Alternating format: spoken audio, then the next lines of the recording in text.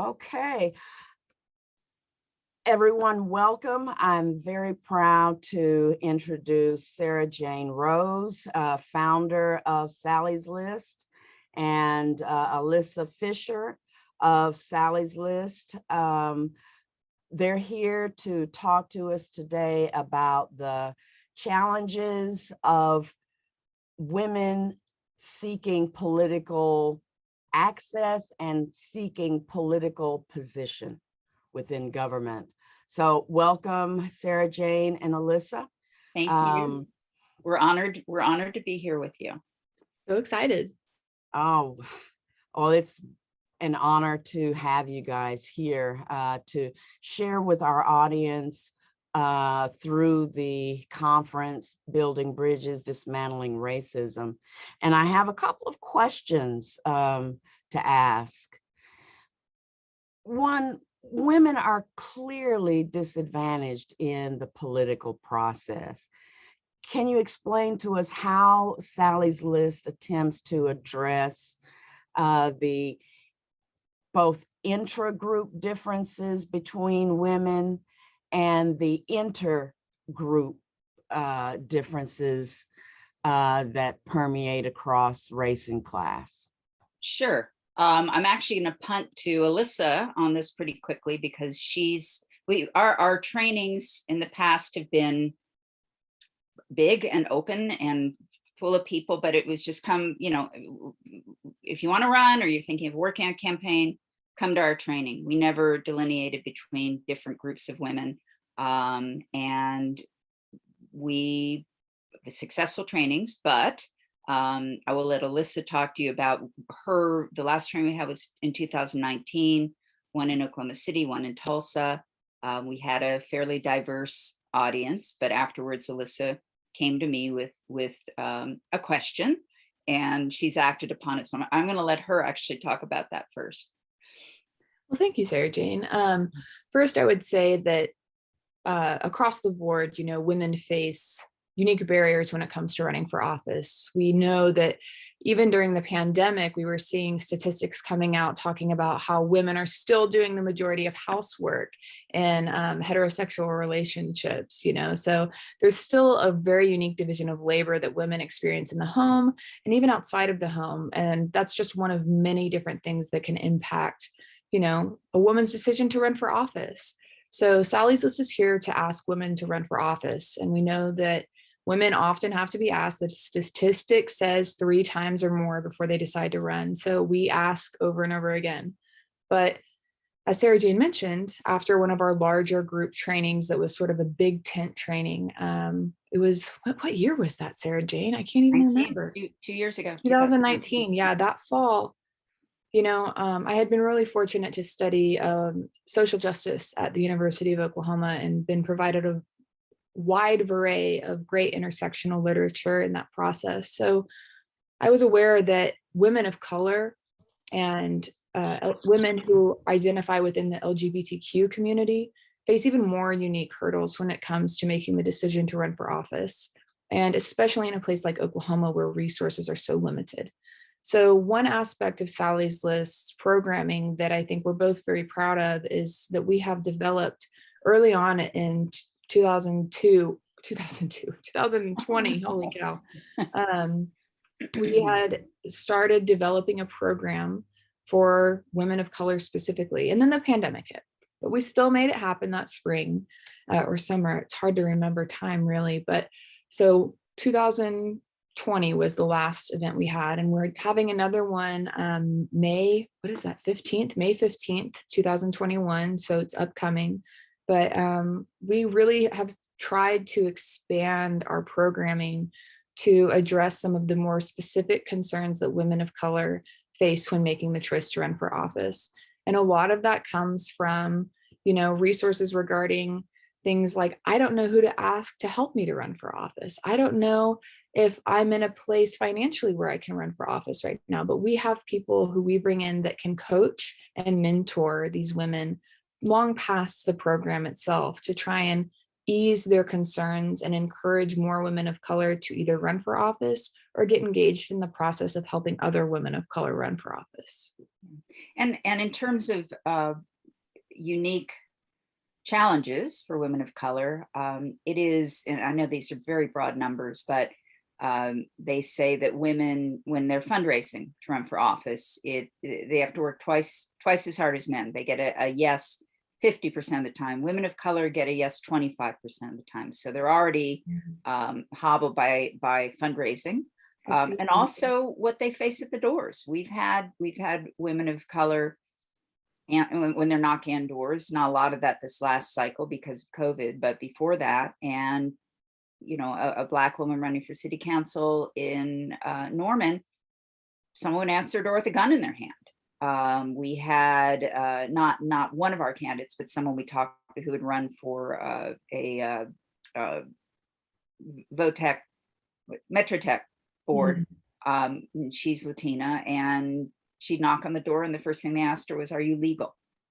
It is difficult, and we've talked to women about running, especially in the Latina community, and they just don't want to put themselves out there to so be much abused. emotional labor involved just running for office by itself. But when you consider the trauma that women of color are already faced with every day, and then multiply it by like 100, that's not even coming close to what so many women of color face when they make the choice to run for office, which is why they are so heroic and why we want to support them and be everything we can for them when they make the choice to do something like this. I mean, we desperately need more Indigenous women. We desperately need more Latinx women. We need more Black women. We need more women who represent real Oklahomans.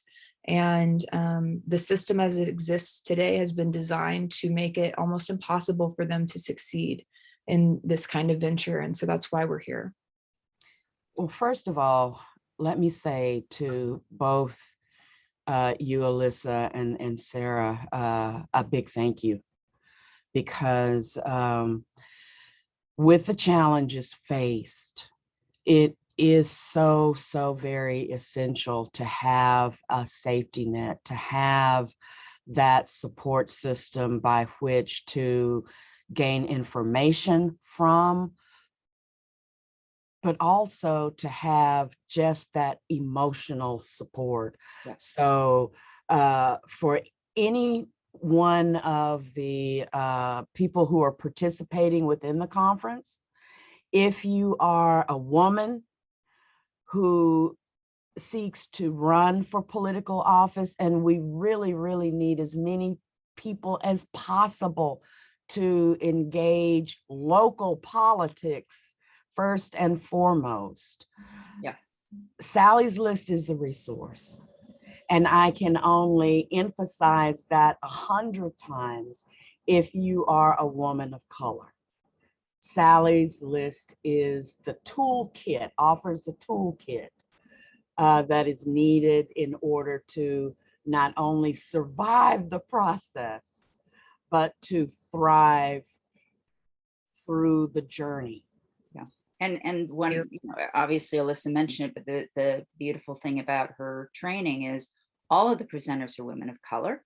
I mean, look at us. We are clearly white women, and we obviously are becoming more sensitive to the fact that maybe we're not the ones to answer questions. We're not the ones to help them, women of color, when they're running, talk about what they fear the most. So we are building up a collection of women they can talk to instead of us. We're not always the right people to talk to for all of our women at some point in time, but we're really committed, greatly committed to this. It's going to take, you know, a large community movement to make great change possible. And so we are just trying to welcome and gather, you know, we're like, come, let's be friends and allies and make this work. Well, that leads me to another question, if I may ask. What sort of historical tradition of radicalism, because that's what I'm hearing, radicalism, activism, grassroots work, what sort of tradition in that vein is Sally's List modeled after? Well, I am going to be honest with you. When I founded Sally's List in 2010, I had no experience whatsoever in politics. Someone, I'd done a little bit of fundraising, and someone who I respected a lot said to me, you need to do this. There's a group in Texas, Annie's List, that is doing recruiting and training Democrat pro-choice women, and you need to do this.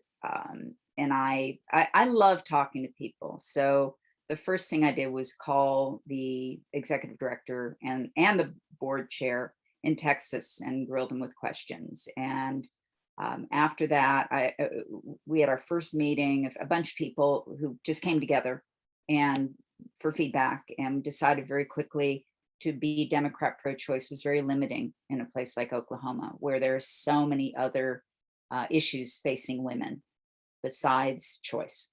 Some of them equally as important, some on certain days more important.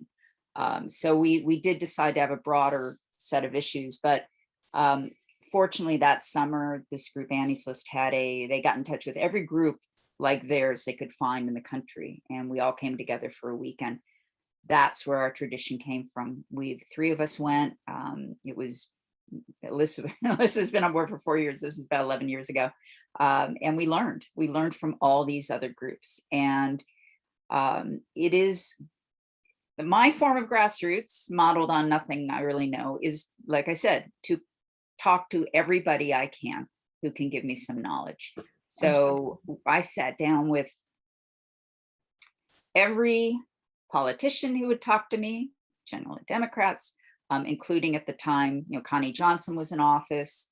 Oh gosh, Alyssa, who was the wonderful woman from Tulsa? I cannot remember names at this point, but post-pandemic. I talked to every woman and man who I thought could help me understand what had to happen and how it had to happen. And that's where my knowledge came from. It was very much based. Yeah, it was what people who had been there did to get there. So that's where it's from. I think when people say grassroots, for many years I thought, well, that's not us. I never would have said we were a grassroots organization. But recently I went, oh my God, we're a grassroots organization. Yeah. I just never, I don't know. I didn't understand, I guess, what grassroots meant, but we are definitely grassroots. Absolutely. So, we're 11 years old now, and we've been around for a long time, and we've had big events. So they're, interestingly, in 18, before the 18 election, after Trump's election, 2016, a lot of new groups popped up, and with similar missions to ours in the state, 2 or 3 of them. And we always wondered why we hadn't gotten a phone call, because I would have called people before I started doing something just to see what was going on. And we would talk to them. We'd bump into them at street fairs and email them and say, hey, what are you doing?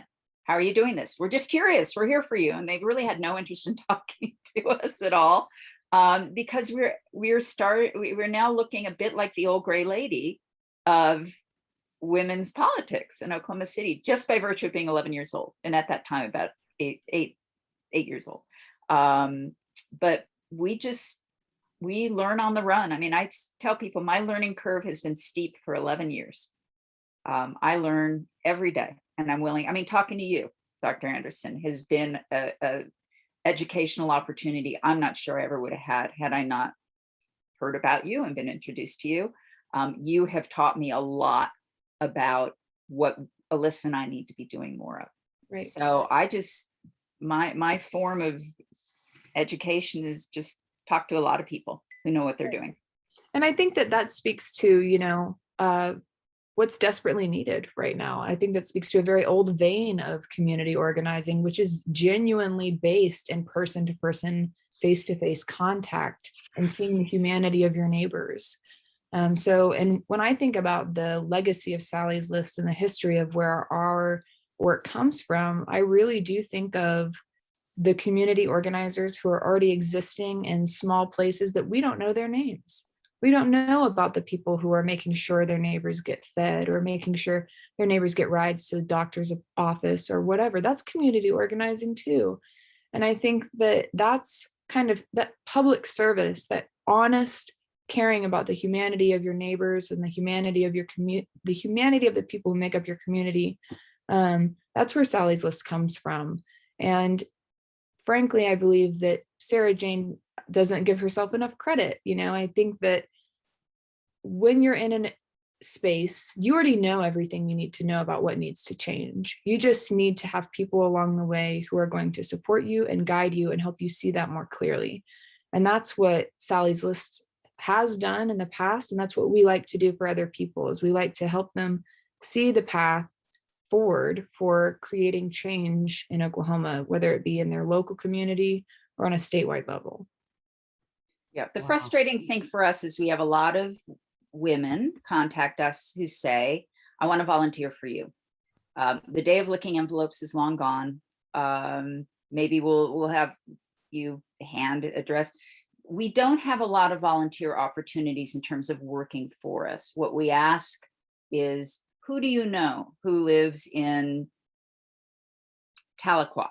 Who do you know who lives in Bartlesville? Who do you know? That is our way forward, is having contacts across the state so we can meet the people, the women who are making a difference already. I'll never forget, we were working with a candidate once on her, we do a narrative session where we go over her life story, and she told us about a program she had set up while she was in high school. It was a food pantry, I believe.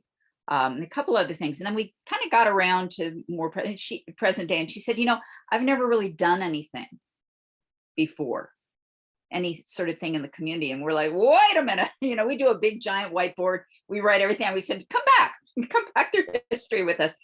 That hadn't counted to her. She didn't understand that that was community work, grassroots work. So part of this is just getting people to understand they're already doing community work.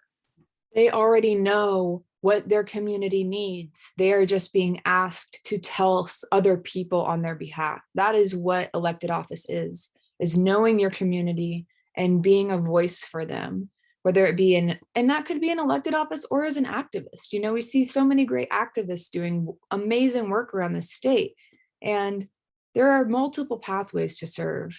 And so while we are very activist driven, I would say in terms of our belief that there is desperately needed change in this state, I think we're at our core community service driven. We care about the people who our candidates represent, and we care about our candidates. Okay, first of all, let me say, or to emphasize again, how wonderful you guys are. The impact that you're making to try to change lives here in Oklahoma, and with what you're doing, it serves as a model for communities throughout, whether it's in the United States or elsewhere, because as we said before, yes, grassroots, it starts person to person. And, you know, and that observation leads me to ask one last question. As we make contact with women, the women that we meet, the women who will be a part of the conference, how do we touch them to get them to think about what they can contribute, what they can do? Or in another way, let me rephrase it, the question of, what do I have to offer? How would you address that basic question? I think my first question back, which is, I think, a nice way to work with people, is, what do you care about the most? And they might say, I care about animals. I care about the environment. I care about hunger. I care about children. So not everyone has to be, as Alyssa said, not everyone has to be elected to make a difference. I think a lot of people have this fear of being involved. It's almost has an unpleasant, for some reason, an unpleasant feeling about it. Putting yourself out. You know, there are a lot of ways you can phrase it, but when you can phrase it as a way of, hey, if you really care about animals and you pick up every stray dog running down the road or try to, why not reach out to the Humane Society? They're looking for people. You can go do something you love. You can make a difference in something that matters deeply to you. So the first question is always, what matters to you? And to that we say, there's something you can do. And not only is there something you can do, but it's a win-win. You're going to do it and you're going to feel better. You'll feel good. You'll feel just warm in your heart. You know, what more can I say these days? Serotonin Warm in your heart is really important. When Kendra was the executive director of Sizeless, we started a different organization called Women Lead Oklahoma. And the goal of that organization was to teach women about civics, which many of us know nothing about. The group is no longer around. It was a very difficult group to sustain because the language was scary. The moment you say civics, we want to teach you civics, people are like, oh, I don't want to learn about civics. But the truth is, when you understand civics, it's no life. It's community. It is the mechanisms of the world around you. Like, it is not something foreign, you know? And I'm sorry to interrupt, Sarah, Jane, go ahead. But I would also say to the point that you don't have to be an elected official. You certainly don't have to be an expert, because I am not an expert in many things, but I do speak up when I know something is wrong. And I do take action when I know something is not right. And that's all we are really asking for people to do. It's like, we want to empower people to understand that you are enough as you are. You are enough to make positive change wherever you are, as you are, despite the systems that be and their ability to intimidate, manipulate, and, you know, just drive this fear into people's hearts about stepping up, speaking up, and doing something about the problems around them. And so I think that what I would encourage women to do is to contact us and talk to us. Like Sarah Jane said, we love meeting with people. We love coffee and snacks and animals and candles and all things pleasant. So just come talk to us in our office, or we'll meet you wherever you are, and we'll try and figure out a way for you to fit in somewhere that leaves you feeling, like Sarah Jane said, this sense of warmth and purpose and place, which is what so many people, I think, are craving right now, especially after a pandemic where we've been in our homes for so long. It's like, what can I do? You know? Yeah. And the caveat we always say is signing an online petition does not mean you've done something constructive. Giving a donation is good, but is great. I mean, I don't want to denigrate giving donations, but actually doing something, even if it's only writing postcards. My sister and her husband live in California. I don't even remember my memory right now is not great, but for the 2020 election, they were writing "Get Out the Vote" postcards to people that were being sent to Arizona, to Michigan, to other states. And they would sit there and they'd find someone, you know, my sister-in-law said, oh, that sounds interesting. Here, take 50 of them and write them. So that's good. I mean, believe me, when you've got that pile of written postcards in your hand, you've done something and it makes you feel good. I do ultimately believe in face-to-face contact because I think that's the best thing in the whole world, but it's not for everyone. I am the last person to go out and knock on doors for a candidate. I love talking to people, but that one's real hard for me. You know, it's just not in my comfort zone. But there are, even if it doesn't have to do with politics, talk to us. We will send you hopefully in the right direction. We know a lot of people, you know, we know people, we've just been around for a long time. But even if it's about animals, call us. If it's about sustainable agriculture, sit down with us. We'll find the person for you to talk to. We are, you know, community gardening. Alyssa knows who you need to talk to. So in addition to the work we do with women running for office, we like to think we're just helping everyone find the spot where they can make their own difference if it's not running for office. Yeah. Yeah, it's like is it 411? You know, the like question. Yeah, we're like the 411 of civic help in Oklahoma. Wow, guys, you are amazing. You are too. It's in hearing this, it's like light. It is light and enlightenment. And this is what we need.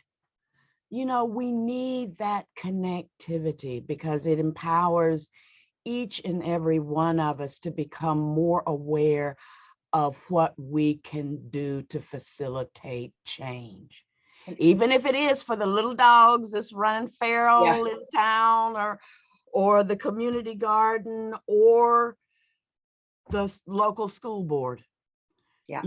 Whatever is needed. And you guys provide such an incredible resource. You're incredible role models and a safety net. And I would like to add one thing. It's kind of tooting our horn a little bit, but also yours.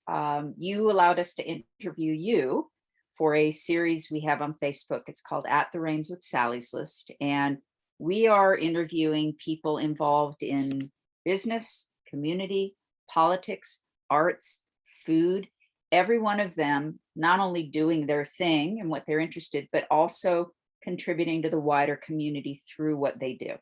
And when I feel bad, and when I'm having a bad day and I want to go find my soapbox and stick it on a corner and scream, I take a look at the interviews. We've put up more than 20 so far. It's 2 a week. We will continue doing it. Every one of those interviews, when I'm done, Alyssa and I do them. And when I'm done watching them, it's one more person in Oklahoma who's making a positive difference and is committed to making this a better state for everyone. No one gets left behind. So I do, if you need a pick me up, go to Sally's List on Facebook and just watch one of the interviews. They're all great. Everyone is, we've never done one where I went, oh, they're all great. So, and watch Dr. Anderson's interview. That's also quite wonderful. Very good. Sara Jane, Alyssa, thank you. Thank you so much for your time and contributing to the conference. I know that it will be inspiring to a number of people. Thank you for having us. We appreciate it. Yeah, and we are, always honored at the opportunity to share time with you, and we are eternally grateful for your strength and for your commitment and for just general fortitude. You just keep on keeping on, and we're proud. We love you. And this conference, the work you've put in